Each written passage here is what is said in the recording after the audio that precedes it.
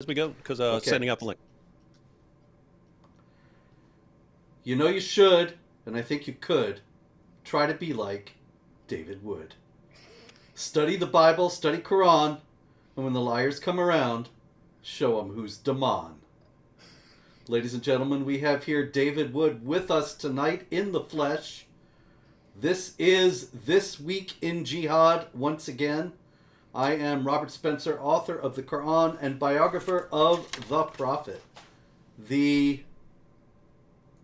week has been actually 3 or 4 weeks. I've been on the road giving speeches. You can consult your local TV listings for when they will be aired in your area.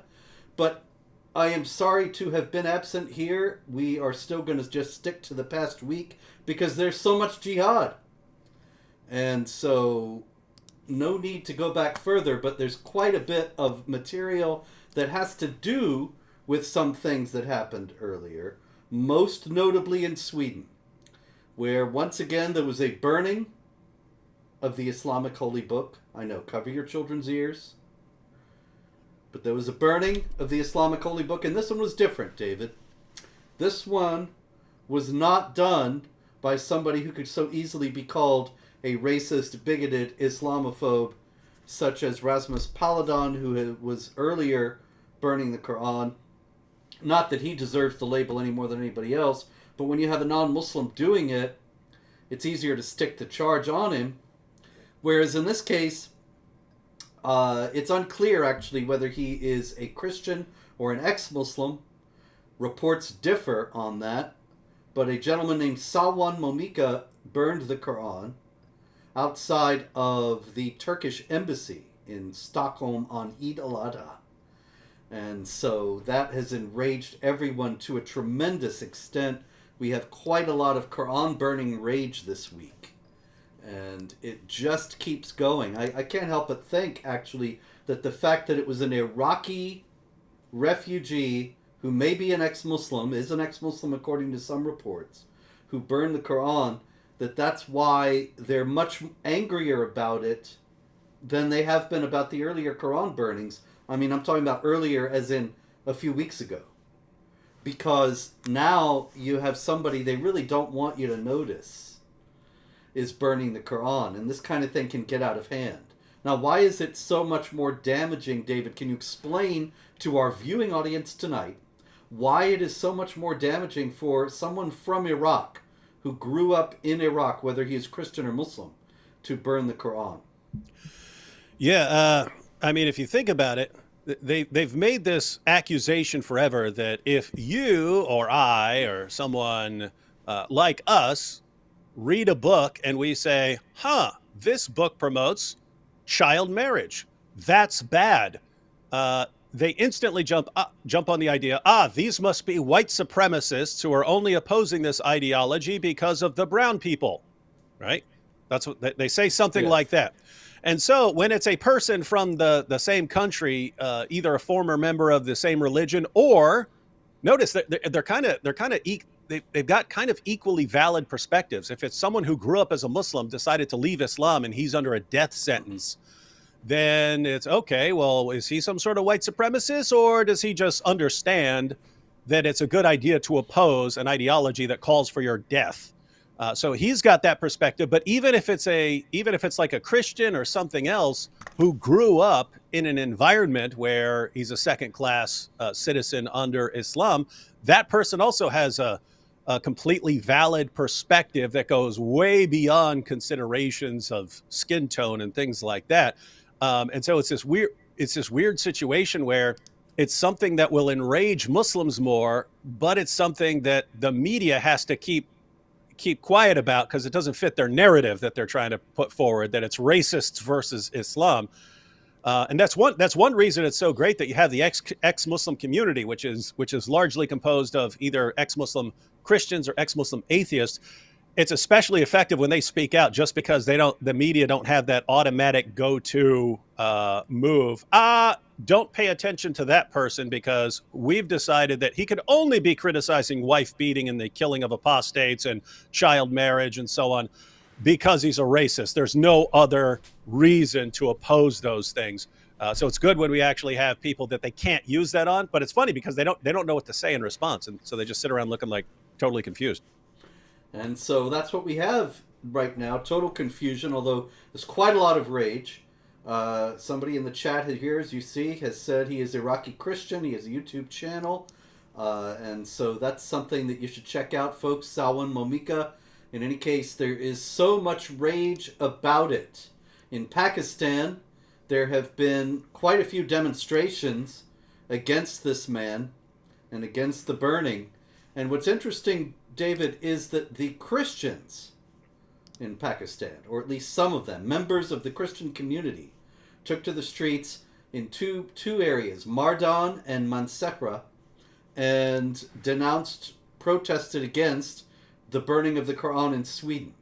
Mm-hmm. Now, why would Pakistani Christians want to do such a thing? Why would they demonstrate against the burning of the Quran?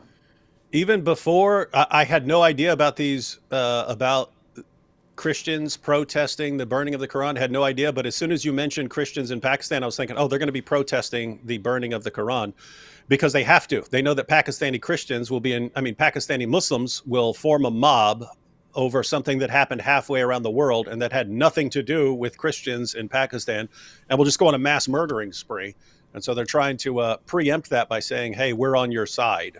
Even though if you let these Christians out of Pakistan to another country where they were free, they'd probably be on the side with the Quran burner, because they understand what it's like to live in that environment.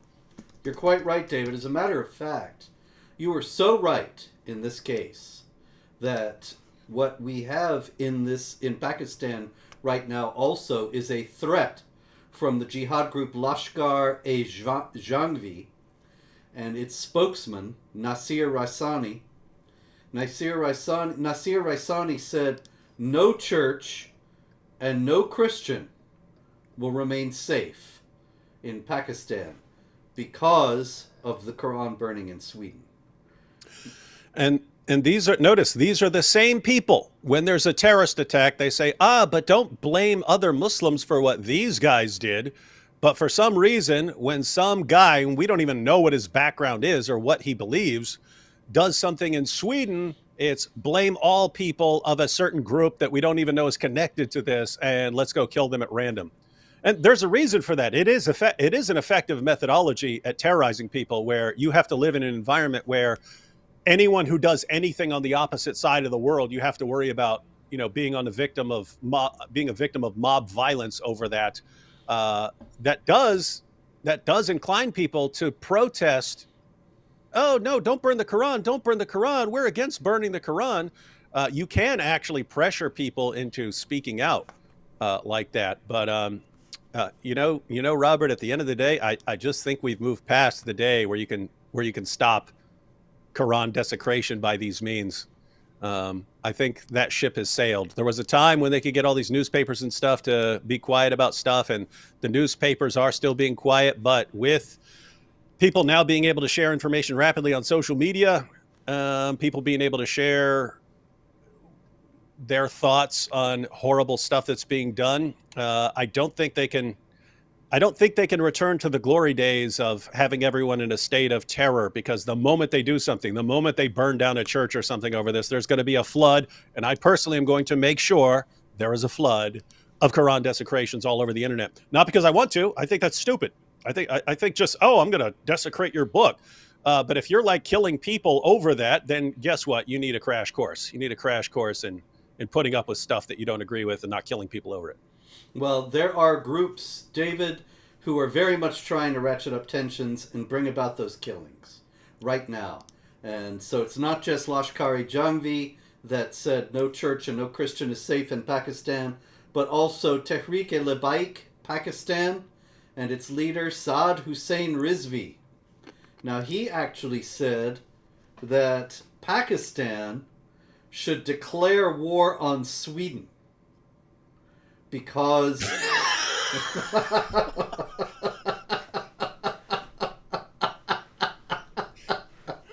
I know. The mighty army of Pakistan marched out. all the way across Asia into Europe, up into Sweden. and and and everyone, all the other countries parted like the Red Sea. Yeah, they were too afraid to engage. What sort of fantasy land do these guys live in, Pakistan? Yes. Maybe they'll just bomb them with their superior air force. Yep. Meanwhile, the Pakistani parliament has condemned the Quran burning and called upon the world to outlaw such acts. The Parliamentary Affairs Minister Murtaza Javed Abbasi said, "This house believes in respecting all religions' beliefs and their holy books." Now, David, what is the trick being done here? The house believes in respecting all religious traditions and holy books, and by that they want them to outlaw the insults to religion, or what they call religious hatred. What's really going on? Yeah, it's I can think of multiple problems here. I mean, one, the most basic problem is they try to portray Islam as respectful of other people's religious beliefs, when we know Muhammad, as soon as he took over Mecca, he went around smashing the idols of the polytheists of Mecca, stabbing the eyes out of their idols, stabbing their idols with a stick, whacking them with a stick, and so on, in order to degrade them and show that you have an inferior belief system.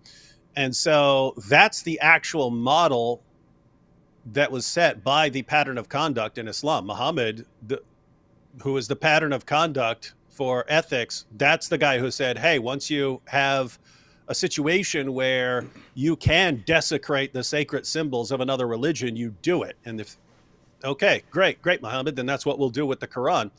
But they know that they have a massive history of intolerance and breaking people's idols and things like that, and desecrating and taking over their churches and so on.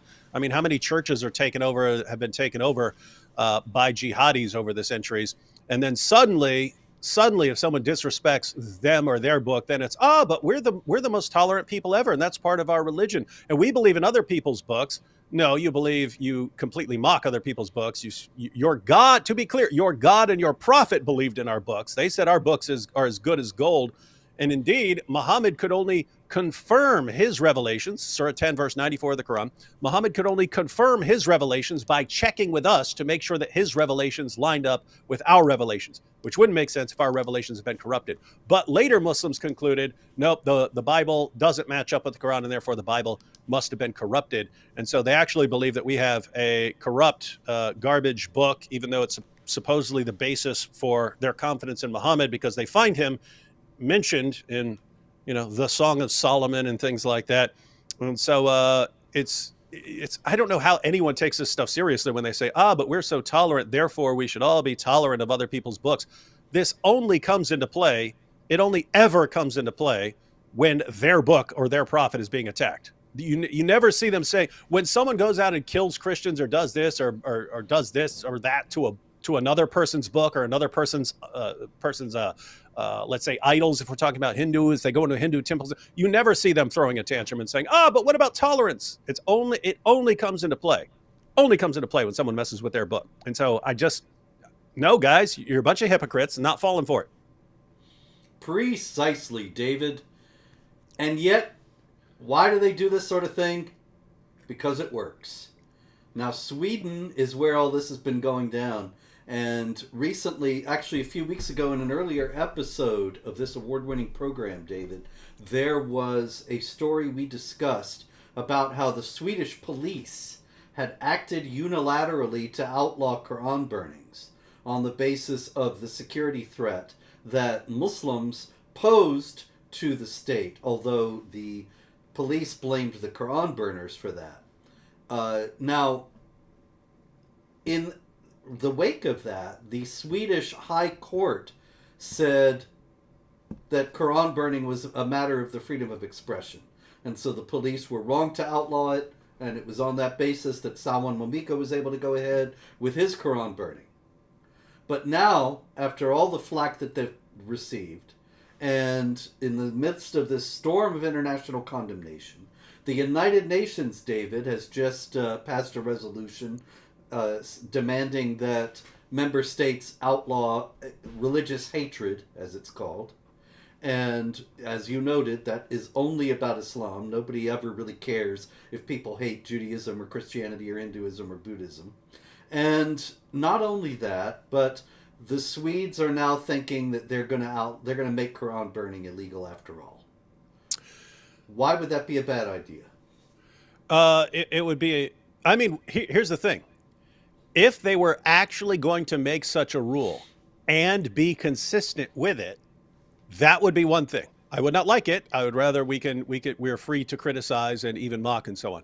But if they wanted to make a rule against written materials or something like that that incite hatred against another group based on religion, if they were consistent with that, that would be one thing. But if they were to go that route and be consistent, they would have to say, okay, no burning the Quran because that is offensive to Muslims, but the Quran itself is banned because it calls Jews and Christians the worst of creatures and calls for their violent subjugation. The Hadith are banned because of all the thing in the Hadith, the Sirah, the Tafsir, it's all banned. All Islamic content is banned unless you have some watered down modern book written by a westernized Muslim. None of the other content can be used, right? So that would be one thing. If they were consistent, they say, okay, you can't say anything hateful about that person, but that person can't say anything hateful in return. Great, then there's no Quran burning because there would be no more Quran in Sweden. It would be a banned book. You'd go to jail for having a copy. Keep in mind, I'm not advocating that. I'm saying when Muslims say, this person is using his freedom of speech to insult our book and so on, therefore he should be banned. Guys, any sort of consistent rule would require to ban your book in return because your book is insulting the unbelievers. But what they always seem to want, they have the situation in their own countries where we get to insult and mock and degrade everyone else who's not a Muslim, and they want that rule everywhere else. They expect Sweden and Europe and the United Nations to all implement the exact same rule. Guys, when someone is going to criticize our book or our prophet, then there should be all sorts of penalties associated with it. That should be illegal. But our book and our religion should be free to mock and condemn and degrade everyone else in the entire world. And the fear is that they can actually get their way on things like that. The United Nations is dumb enough and has enough people from really, really biased places to actually put that out there as their official recommendation for the world. Just hoping we have enough sane rulers left in the West to say, I would even give Muslims, if it was a place like Sweden, if I were the government of Sweden, I would actually come out and say, okay, we're only demanding one thing, and we're going to let you Muslims decide. We're going to let you Muslims decide. We're going to let you make the law. The only thing we demand is consistency. If you want this man banned for offending your religion and your belief, fine, we will ban him. We will never allow him to do it again. But to be fair, your book and all of your books are banned in this country because they call him the worst of creatures and call for violence against him. So we're just going to be fair here. He's not hurting anyone. He's messing with a book. Your religion calls for him to be murdered. I mean, that's pretty extreme. So if we're going to start banning stuff, you decide right now. If you want to start banning stuff, fine. We'll stop him. Put all your Qurans in a blender because they're going bye-bye. I would let him decide because they don't seem to understand. Guys, if you want to run around preaching your nonsense about your prophet, it's in your best interest to have places where you can do that freely. And they don't seem to get it. They want to smack down. They don't realize as soon as people get aggressive enough where we're going to go start shutting everything down. My goodness, I mean, you think they might want to shut that down in France right now? You think they might want to start shutting that stuff down in France? Yeah, David, you have my full support in your campaign to be Prime Minister of Sweden. I'll go fix everything for them. It's about time, really. They're in a fix. I'll be like Trump before he ever ran for president. He said if he ran for president, he would win so much that people would get sick of winning. Mm-hmm. Right? He gave that famous speech. Where he's like, "We're going to be winning so much. We're going to be winning for so long. People are going to forget what it was like to lose." And they're going to come up to me and ask and say, "Hey, can we just lose one for once just to see what it feels like?" And I'm going to say, "Okay, maybe we'll lose just one, just so everyone knows what it's like." But it's like Yeah, that's what I would be like as Prime Minister of Sweden. I would just they'd be winning again. it's gonna be great. I'm gonna It's going to get be great. a villa in Stockholm and enjoy the Make Sweden great prosperity. again. Make Sweden great again. D That's Wood, it. D Wood, Robert Spencer. Miska. Okay, we have a story out of France, David. Very interesting story. Several Muslim commentators and observers of the political scene are saying that the riots in France are the fault of the unbelievers for putting into place Islamophobic rules in France, such as the ban on the hijab in public places and so on, and that consequently the riots are Allah's retribution for France's Islamophobia. And so we have the YouTuber Zain Khairallah, and he cited Quran 1595. Indeed, we are sufficient for you against the mockers. And he emphasized that Allah will eventually take care of those who mock Islam and punish them accordingly. And he said, look at the person, this is Macron, who claimed Islam is in crisis. He himself is now experiencing a crisis. He has faced humiliation multiple times, and his country has suffered economic and political crises. See, it's all because he crossed Allah. Yeah, and from a tactical perspective, you wonder how smart these guys actually are, because like this is dumbest move ever, really. I mean, at the end of the day, people vote for their leaders in France and Germany and so on. So you keep pushing people far enough, you eventually vote in some other leaders. And I bet these countries aren't too far off from voting in some different leaders who handle things in a completely different way. And it's going to be because of you guys going, "Oh, you're scared of Allah," and people are going to go, "Whoa, we thought you said these guys are all nice and just want peace and tolerance, and now they're burning cities to the ground, screaming we deserve it." I don't like our current leaders. Let's get some new ones. Well, I hope it works out that way. I don't know. It might be that the fix is in. We'll see in any case. Meanwhile, in terms of burning things down, we have a prominent commentator for a German newspaper. His name is Mohammed Amjahid. And he says the images of the burning cars, the firecrackers fired at state power, act like a fragile life insurance for the racialized youth of France. This is a common thing that we see from Islamic apologists, that they claim the mainstream ones that that Islam is not a race, but Muslims are treated like a race by the racists. And so he actually ends up saying Paris must burn for all the sins of the French in their Islamophobia. Yeah, I can't say that Paris must burn, but I can say I don't know. You guys should get used to some burnings because you made stupid decisions, and there are these little things called consequences. And Indeed. and there were you can't say that for the past 2 decades Robert Spencer wasn't warning you about everything that you're about to go through right now. That Islamophobe? Oh, come on, David. Isn't it amazing? You say, look, guys, here's what you're doing, and here's what that is inevitably going to lead to. Might be 20 years, might be 50 years, but it inevitably leads to this. This is what's going to happen.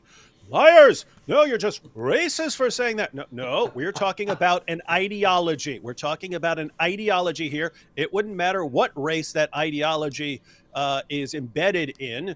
But if that is the ideology and you are importing mass numbers of people, we can tell you what's going to happen when that group makes up 1% of the population. We can tell you what's going to happen when that group makes up 9% of the population, as in France. We can tell you what's going to happen once that gets to 20, 30, 40, 50. We can tell you exactly what's going to happen. Liars, you're racist, you're bigots. No, we're paying attention to what's been going on for 14 centuries because this happens over and over and over and over and over again for 14 centuries. So we can tell you exactly what happens. And then it starts happening and we don't know what's going on here. It must be because we're racists. So you guys were the racists. You were the racists the entire time, calling us racist. My goodness, man. That's very true, sir. You hit the nail on the head there, man. And there's more. Speaking of hitting the nail on the head, I actually meant to bring this up in connection with the Swedes thinking they were going to ban burning the Quran now after all the heat they've been getting. But this is yet another one of those things where we can both say, we told you so. Al-Qaeda has issued a statement saying that the only way to deal with these people who burn the Quran, let's see here. The only way forward to stop these crimes, what do you think it is, David? Dialogue? Negotiations? the only way forward to stop these crimes. Yes? Interfaith dialogue, Robert. That's the only way. That's right. That's the only way. Is jihad and qital, warfare, and to behead such devils. The only effectual condemnation of such evil acts is for them to pray for the downfall of those criminals and the success of the mujahideen. They go on to say that if Muslims had killed and stabbed, which I thought was a bit redundant, but actually in Saudi Arabia, it's worth noting that they implement 533 of the Quran where it says killed or crucified. They actually execute some people and then crucify the dead body. And so it might be that Al-Qaeda seriously means killed and then stabbed. But if they'd killed and stabbed the people who burned the Quran, then nobody would dare do it. What they're saying is, you can terrify non-Muslims into submission. What do you think, David? Yes, sometimes you can. And what I'm saying is they still have not figured out that we're in a new age right now. We're in the age of the internet, right? Back in the day, if there was some guy and he burns a Quran, you show up, you kill him. The people who saw it were all the people who are around him. They all learned not to do it. Boom, the whole thing is shut down. The whole thing is shut down. No one there wants to be the next person to burn a Quran because then you get killed. All right. We are now in the age of the internet where if someone hears that you killed this guy over burning a Quran, I can guarantee you there are going to be a bunch of Quran burnings around the planet posted online the next day. As it should, not for the sake of Quran. That's kind of pointless, and book burning is in general stupid. Until you get to the point where you're saying, we'll kill you over it, then people actually have to say, no, if you're saying you're going to slaughter people over that, you need to get the message. And so that you don't think you can go around killing people over their speech, then we're all going to do this in protest. And so you're going to get a ton of people burning Qurans all over the world. And there's this added problem, Robert, where for the past couple decades, Islam has had their primary allies have been the far left, which they dominate the media and much of politics and the entire education system and all of Hollywood. And so they are quick to defend Islam against criticism. But that alliance just recently has been fracturing over LGBTQ stuff. And now you've got tons of Muslims saying they're switching to the far right. If you end up with people being killed over Quran desecrations, and at the same time, Muslims lose the support of the far left, meaning the media isn't going to come out blasting anyone who criticizes Islam with charges of racism and bigotry and so on, and they just say, actually let them criticize it because they're against LGBTQ stuff now. I don't know. The point is, I do not think this works anymore. I don't think this works for them. The only thing they could possibly do is try to be really nice right now. If they wanted to do something smart, it should be, we're going to be really nice so that this guy looks like a jerk by comparison for burning our book. But it's not an option in their heads. It's any problem we have, violence is the solution. Where'd they get that idea? Look at Muhammad. His solution for everything that could go wrong was violence, and now they've just got no plan B. That's brilliant, David. The one thing I would add, and that is that not only is it a matter of the internet, but also there are just some people who are refusing to be intimidated into silence. In 2015, we had the Muhammad Art Exhibit and Cartoon Contest in Texas. A couple of guys from ISIS came to kill us all. They were stopped. But we had speaking there. Pamela Geller and I were the sponsors of the event, and we were speaking, as well as Geert Wilders, the Dutch politician, and Bosch Fawston, who was the artist who won the contest. And all the four of us would have been murdered on that night, but nonetheless, here it is 8 years later, and we are still going.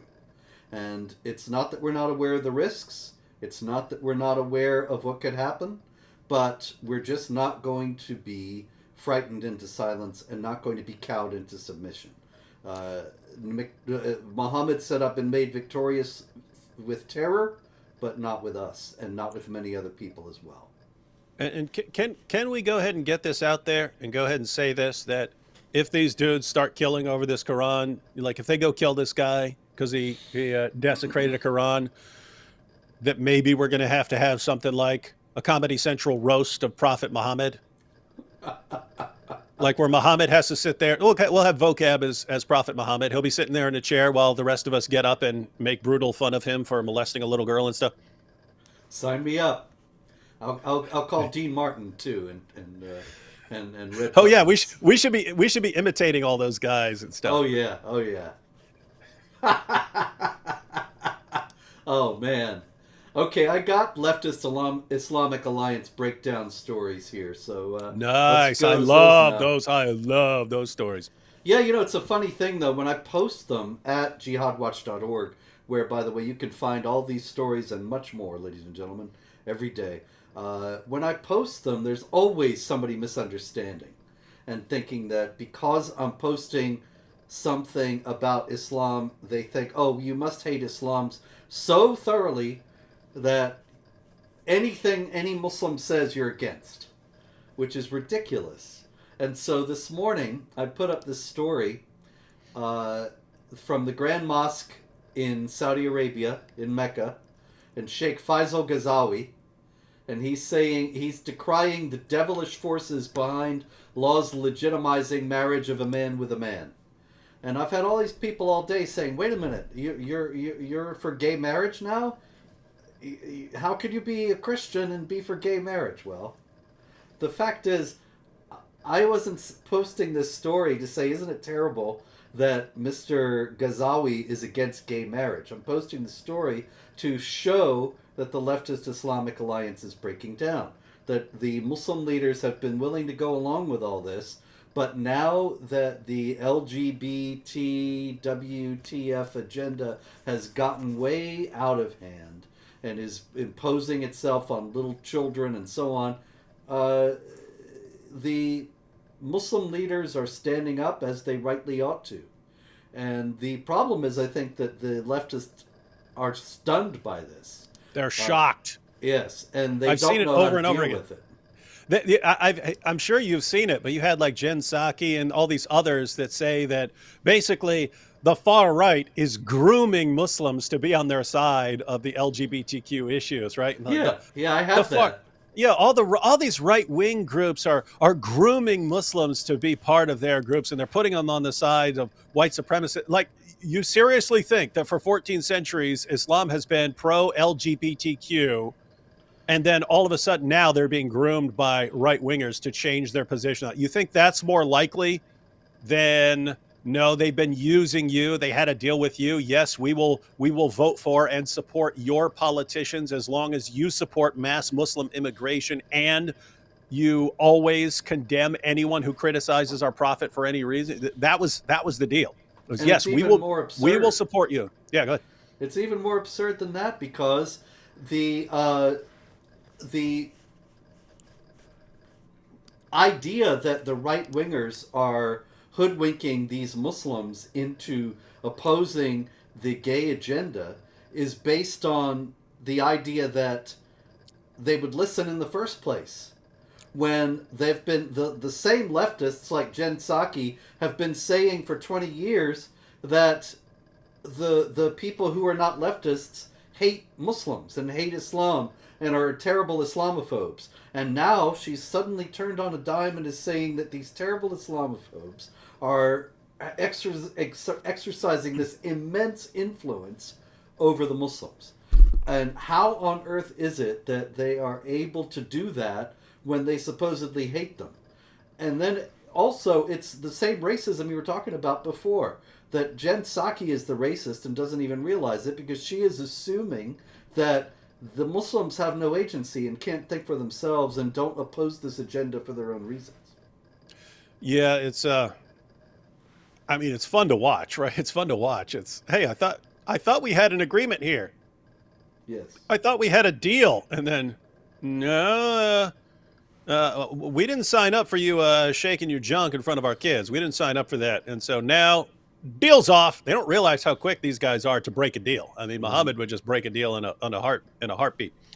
But yeah, so they're breaking the deal, and it's funny because the Muslims who are breaking the deal. I mean, you've got Ali Dawa and Daniel Hakikachu. Now they're saying they're going full intolerance to show their true intolerance of everything, and this is why people are going to flood to Islam. And guess what? Some people will. Some people will say, "Oh, Islam is this is like the Andrew Tate direction. It's Islam is the only thing that can protect you from all this leftist LGBTQ stuff." So now the Muslims have to portray themselves as the alternative, the only thing that's going to fight this thing that they've been aligned with for the past couple decades. They've been aligned with that, and now they're the only things that can defend against it.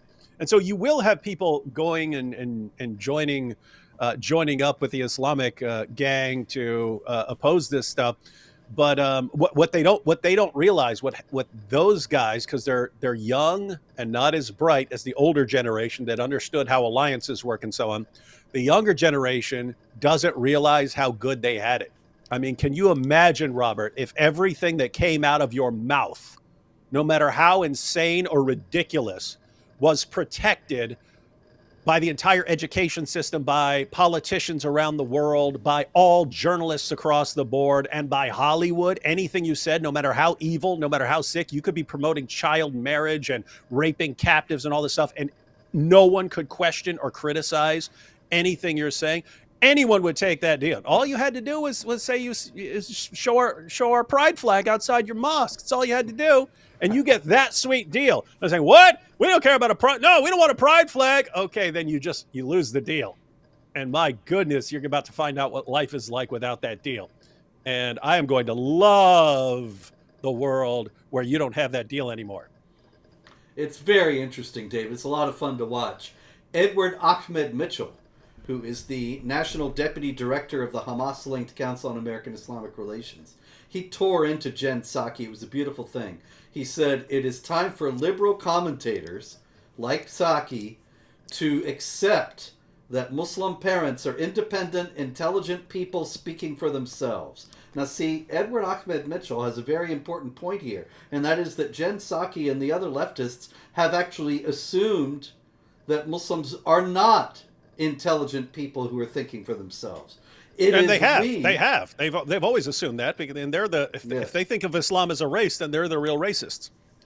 And it is you and I and other people like us who have been respecting Muslims enough to take them at their word and to understand that they will believe what's in the holy book that they say is the perfect word of God, and some of them will act upon it. And so we are actually the ones who've been called racists and Islamophobes, who respect Muslims enough to understand that they have their own thought processes and own agency, while it's leftists like Jen Psaki who assume that they do not. And we're respectful enough that we actually treat them like equal fellow human beings and saying, hey, if you want a rule that says other people can't do this, then fine. That rule also applies to you, and that will get your book banned. Do you want to go that route? Take your pick. All we want here is consistency. So notice we treat them like human beings, saying, "Oh, look, guys, if we're going to have moral reasoning, we're going to get along. We need the same rules for all people." So what are we advocating? Same rules for all people. And then the Muslims, the Muslim organizations, they want different rules for different people, different set of rules for them than apply to everyone else. But then the leftists, they want the same system, not because they believe that Islam is superior, but because they believe that Muslims are inferior and can't be expected to reason like the rest of us. They can't be expected to play by the same rules as everyone else. It's like if you brought it, they think of it as like we just brought in a bunch of barbarians to vote for us, but you can't expect them to live by the same rules as everyone else. So we all have to modify our way of living to accommodate these guys. And it's like, how are we the evil ones for saying we're going to treat you guys like human beings, and we're going to come up with rules that we're all going to live by, and everyone else is, no, I'm treating you like a little savage barbarian, and I'll go get all those mean people who criticized your prophet. We'll go take care of them. You just keep voting for our guy. And it's like, you guys they're evil the way they treat Muslims. Isn't that weird for us to be saying, like, guys, you need to stop treating Muslims so horribly? That's right, man. I couldn't agree more. Okay, speaking of consistent thinking. Consistent thinking is the watchword for this evening, ladies and gentlemen. And so we come to Dr. Ali Atayi, who is an Islamic scholar and a professor at Zaytuna College in Berkeley, California. I debated him. Is that right? Yeah, way back in the day. That was one of my first debates. Did you debate him about whether the earth is flat or round? No, it was, we debated whether Muhammad is a true prophet. Well, Dr. Atayi is now saying that the earth is flat because the Quran says the earth is flat, and that's that. He's got a point. It does say that. Yep. The Quran says, I have it right here, let me just scroll up. The Quran says, he has fashioned the earth a bed for you. That's 222 and other places. And then, of course, there's the famous, when he reached the setting place of the sun, he found it setting in a spring of muddy water. It's 1886. And Allah has made the earth a carpet for you, 7119. There are other passages of a similar kind. Now, Ali Atayi is just therefore being consistent and saying that if he believes that the Quran is from God and it says the earth is flat, then the earth is flat. Now, that's a perfectly reasonable position. But what else does it suggest, David, in terms of what he might believe in? I mean, if he's just going with the literal interpretation of all kinds of these things, well, then he might believe in a literal interpretation of all kinds of things, and you would expect him to. I did want to give a quick comment just because we are in the midst of the scientific miracles argument crumbling in our midst right now. I don't know if you followed this, but you've recently had some popular Dawa guys come out and say that the argument for the scientific miracles has been debunked. We need to stop using this, which basically calls Ahmed Deedat and Zakir Naik liars for spreading this all these years.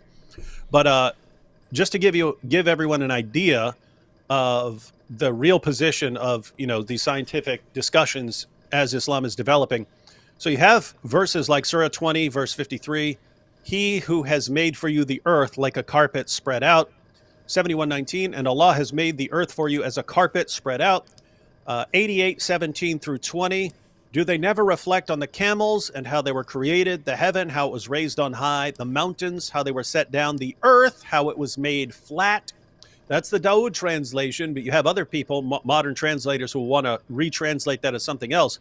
But look at how the Muslim commentators before the modern period understood these things. This is Tafsir Jalalain, so the two Jalals. On that verse I just quoted, Surah 88, verse 20, he says, as for his words, sutahat, laid out flat. So he's saying what the word there in the verse is. As for his words, sutahat, laid out flat, this on a literal reading suggests that the earth is flat, which is the opinion of most of the scholars of the revealed law, and not a sphere as astronomers have it. So he's setting out saying, hey, look, we are the Muslim, we the experts in the Quran. We who know the Quran, we understand that the earth is flat, and not all this stuff that these astronomers are saying here. And so it looks like Ali is just going back with this classic traditional understanding of things. There you go. But it also is noteworthy that if he is a Quranic literalist, as we have every reason to believe that he is, then he also believes in the supremacy of the Muslims, in jihad against the non-Muslims, the subjugation of the non-Muslims under that hegemony. And that is something that people should realize, since he's out there preaching in California and convincing American Muslims of his understanding of Islam. But at the end of the day, I have to say, Ali, if you want to become the champion of Islamic flat earth theory, while Daniel Hakikachu is becoming the champion of Islamic child marriage, and Ali Dawa is becoming the champion of Islamic beheading of apostates and so on, more power to all of you. Please, please work very hard to show everyone your true positions on these issues. Okay, carrying on. This is This Week in Jihad, after all, so there's always some killing stories. Burkina Faso. Jihad raids on several villages in the north and west of the country. 22 civilians killed. Nigeria, many stories out of Nigeria. There was a raid on a church during a vigil at the Redeemed Church of God in Ogun State on July 1st. The jihadis came into the church, killed the pastor, and kidnapped 7 of the Christians who were praying there. Also in Nigeria, there were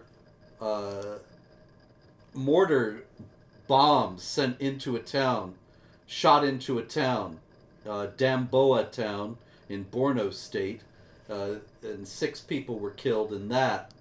All told, there was a summary report by the International Society for Civil Liberties and Rule of Law, which goes by the name Inter-Society. And that is a group out of Nigeria that keeps track of the persecution of Christians. And they say that jihadis have killed 2,500 Christians in the first 6 months of 2023. And that's in Nigeria alone. In Sudan, we have hundreds of thousands of Christians in the Nuba Mountains area, threatened by famine because of the ongoing jihad there versus with the vying factions for rule in the country. Jihad raids in Mali. In Germany, there were jihadis arrested in 6 regions, plotting jihad massacres inside the country. Also in Germany, there was a gang of Arab Muslims in Görlitz who went to a graduation party and went in and started beating people up. Numerous people were injured. Why would they just go into a graduation party where people are happy and having a good time and do something like that? I can think of a couple explanations. Maybe that Taliban's sinking in and they just don't even like school. No, that could be. I hadn't thought of that one. It also could be they just wanted to strike terror in the enemies of Allah. Exert their dominance, assert their strength, terrorize the people into submission, and so on. I'm not even kidding. It's so amazing to me. Like, they've had this methodology that has worked pretty well for 14 centuries. And now we're right at the age where this particular methodology isn't going to work anymore. But they have no plan B. They have nothing else to go on. Isn't it? It's so weird to see a group that can't adapt because it's all they've ever had in their pocket. And anyone who does try to use a different methodology will be called a liberal or something, an innovator or something like that. But you can't come up with any other means of doing anything. Well, yeah, but we should also remember that the infidels are giving them a lot of help. We haven't even done stupid infidels as such, although the Quran burnings and the reactions to them has a lot to do with that. But there is a school in Austria, David, in Bludenz, the Polytechnic School in Bludenz in Austria. And they decided to be wonderfully multicultural this year. And so in Bludenz, in this school, they required the students to go for the final ceremonies regarding the end of the school year to the local mosque. And so Muslim and non-Muslim students had to go to the mosque to complete the school year. Why is that a bad idea? Isn't that nice and multicultural? Yeah, in theory, but we all know what's going to happen. They're going to go there. They're going to be lied to. one of them based on lies, a couple of them based on lies, might might decide to convert because it's just acceptable to get people to convert for based on lies. That's been the rule for many, many decades, at least in Islam, as far as like just popular Muslim speakers just flat out lying. The general atmosphere of ignorance about Islam allowed Muslim preachers to go into any area, say, hey, what do you guys like here? Oh, you like sandwiches? Did you know that Muhammad was the prophet of sandwiches? Yeah, it's a fact. Just so convert. Didn't matter what you liked. Oh, you like women's rights? Muhammad was a champion of women's rights. Oh, you like science? The Quran is a fount of scientific learning. Whatever you were interested in, they just said that Islam is the religion for you. And what's amazing is in that whole Ali Dawah thing where he's pointing out that the scientific miracles argument has been debunked, he says, but Allah used those lies about scientific miracles in the Quran. He says, Allah used that to convince me to convert to Islam. Right? And so he's saying Allah uses the lies that these dawah guys tell to convert people to Islam. And so they just believe it's fine. They just believe it's totally okay to lie to people. And so if you're sending your students to go to an area where you know these guys are just going to lie and will say anything to get them to convert, probably not the smartest move in the world. But one positive thing is that the facts about basic information about Muhammad is becoming more and more common knowledge, and people looking around seeing things. And so what would be really interesting is if they keep taking students to the local mosque, but the students ask some very pertinent questions. Hey, I've seen some Muslims that are actually anti-LGBTQ stuff. Could you explain what Muhammad taught about these things? Love to see that. Now that would be interesting. That's we'll see if that's common. Meanwhile, I got more stupid infidels, David. In Derwentshire, in England, you know that England has been positively inundated with migrants. You know, gentlemen from Pakistan and various other areas, and they have been coming into Britain at a rather rapid clip. And the British authorities don't seem to have any idea what to do. But in any case, it's interesting to note that the Johnson government, and then the short-lived Liz Truss government, and then Rishi Sunak, the current Prime Minister, they have all promised to put a lid on this mass migration, this massive influx of people into Britain, the vast majority of whom are Muslims, and none of them do anything effective to stop the influx. Meanwhile, the story out of Derwentshire is that the independent monitoring boards, which is some sort of government inspectors for the Home Office, they went to this center where these migrants are housed as they are being processed before they're let loose in the country, and has branded this center inhumane and said that it's unacceptable because it does not have a hair salon and the Wi-Fi is slow. Time anyway. It does seem like oh, we lost him. Maybe he'll call back.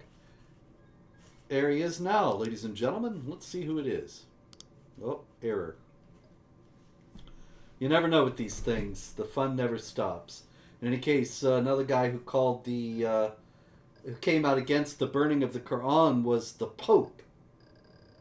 And I thought that was interesting because the Pope is not notably protested against the persecution of Christians, but he seems to have a tremendous problem with the burning of the Quran. Welcome back, David. What'd I miss, Robert? I was just saying how the Pope was all mad about the burning of the Quran. What? I kid you not. I wish I were kidding. But yes, the Pope said that he was disgusted, indignant and disgusted by the burning of the Quran. I wonder if he's actually read what the Quran says about Christ and Christianity. One would think he might be indignant and disgusted about that, but one never knows with this Pope. After all, he did say, and I quote, "Authentic Islam and the proper reading of the Quran reject every form of violence." He wrote it 10 years ago. Yeah, that wasn't that the same Pope who, after I think it was after the Charlie Hebdo massacre or something like that, he was being interviewed and he said something about well, you can't do that sort of thing. I mean, if you walked up and made fun of someone's mom, you shouldn't be surprised if you get punched in the mouth. But it was like after like massacres over cartoons. Yeah, so he was saying, yeah, it's right, these people had it coming, they deserve to get killed. And so Interesting. it's incredible because not only does the punch in the mouth business completely contradict what Jesus himself said in regard to if someone strikes you on the right cheek, turn the other also, but he also should have some sense in regard to the implications of accepting this violent bullying and where it might lead for the Christian community worldwide. But he's never seems to have considered that at all. And it really, I mean, all this when everyone has to jump in and pat Muslims on the head and say, "Oh, we're so sorry this has happened to you," after everything that happens, it only encourages them to be perpetually enraged. I mean, just imagine a world where a guy burns a Quran up in Sweden and Muslims around the world go, "Oh, they burned the Quran in Sweden," and the rest of the world goes, "Yeah, so what? Get over it. There are way more important things going on in the world. There are people dying. There are people starving. We've got way more important things in the world than worrying about a book somewhere up in the middle of nowhere." Yeah, And you they know, just said that, and they just said that, and stop being babies over it, and stop throwing tantrums, and maybe people would stop burning your book if you didn't act like little kids all the time. The people who are burning your book know that they're going to get an uproar from you, and then you give them the uproar that they want. So you're doing exactly what the person wants. You want to do something? Shut up for a while. That's what I I say. think that I think that ship sailed a long time ago because the Muhammad cartoons, you know, the original Muhammad cartoons in Gillam's Poston newspaper in 2005, they were completely innocuous. The Yeah, they're pretty most tame. the most offensive one, offensive from an Islamic standpoint, was Muhammad with a bomb in his turban. But on the other hand, if you're an honest Muslim who understands that Muhammad is saying all these things to commit all these acts of violence, then it's really not that far off. And so it was no big deal. Most of them are completely nothing. And yet Bill Clinton made this big speech in the year 2007, I think it was, or 8, talking about these disgusting cartoons of Muhammad. And I wonder if he even saw them. Yep. And he was just fueling this kind of ridiculous outrage. And think you pointed out the harshest one. There have been some harsher ones. Charlie Hebdo made harsher ones, but back in the day, the Jalans Poston, um, with the harshest one was Muhammad with a bomb for a turban, and the meaning there was very interesting. It's like, guys, you have a time bomb on your hand and you don't even realize it. And then, oh, what kind of evil people would say Islam is the time bomb? Fast forward a couple decades, and France is burning to the ground over a shooting at of a criminal. David, can you see the comment I on the can screen? indeed. It So says, I'm that's an for you. Orthodox Christian. I'm an Yes. Orthodox Christian myself and agree with Robert and David both, but I disagree with burning the Quran. It seems really disrespectful of the Muslim faith, honestly speaking. And yeah, Stefan, my problem with burning the Quran isn't that it's a disrespect for the Muslim faith. Again, to be consistent, Muhammad himself went around stabbing the eyes out of people's idols and stuff to insult and degrade them. Even with that, it wouldn't cross my mind to desecrate a Quran. I mean, when I think of book burning, I think of like Nazis, right? I don't want to be on the same side with like Nazis. We're covering up all that, but with the Nazis, they're doing it. People have to be kept away from this information, these books, so we're going to burn all these books. That's what no one's doing with the Quran. The exception is when someone is saying, I'm going to brutally murder this guy up in Sweden until you make laws blocking any sort of criticism of Islam. That's the goal of the people who are responding to it, right? So Stefan, if you say you disagree with burning the Quran, I would agree with you in general. I think it's a stupid form of criticism. Do you want a world where Muslims come in and set the laws in Western countries and they say you can't burn a Quran because that is offensive to our religion? Should that be imposed legally? If you want to say, hey, it's a bad idea, you shouldn't do it, totally fine with that. If you say the Sharia files should get their way and be able to impose their laws on the rest of us, that's where I would draw the line. I would say, yeah, this may be a stupid form of criticism, but you should be allowed to do it, especially if situations arise where you really, really can't make the point you're making any other way. But so, Stefan, do you think that it should be outlawed? If you don't think that it should be outlawed, then you think it's protected. Speech is protected, right? Therefore, it's protected by the government. Meaning, if you go out and you decide to burn the Quran, even though we may say, guys, that's a stupid move, you shouldn't be doing that, that's really mean, it should be okay, but we're going to protect you if you do. We're going to protect you if you do. And for people like me, and I'm sure it's similar with Robert, it's okay if you guys are saying, hey, we're going to go around killing people every time you offend our religion. There are two basic ways to go. You can say, okay, we're going to stop offending your religion, in which case we need to impose laws that make it illegal to hurt your feelings. I don't want to go that route, ever. I do not want to go that route. I do not want to go Sharia. Once you go Sharia, it's very difficult to come back from Sharia. The other direction to go is, okay, if you guys say you're going to have a violent tantrum every time someone disrespects your book, then we all need to be disrespecting your book for a while until you get it through your head that killing and slaughtering people over this stuff is not the way to go.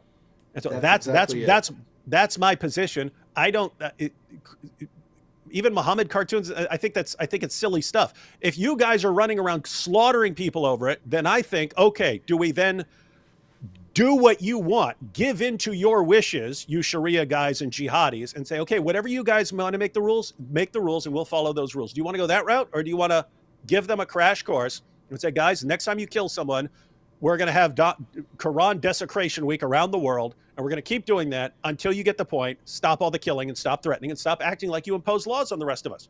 That's the point. Once they get that point, you will never see me desecrate a Quran again or make a Muhammad card. I won't care. That's exactly it, David. I would just say, yes, if we say, they say, if you burn the Quran, we will kill you. If we say, oh, okay, then we won't burn the Quran, then they'll get the idea. Oh, all we have to do to get them to do what we want is say we'll kill them and maybe kill a few, and then they will fall into line and do what we want. And so we have to, at some point, stand up to that and say, no, we're going to do this anyway. Otherwise, we will become slaves. And this brings us to the end of another fascinating hour. David, thank you very much, and thank you all for being here. Until next week, be careful, be watchful, pray, hope, and don't worry. God bless.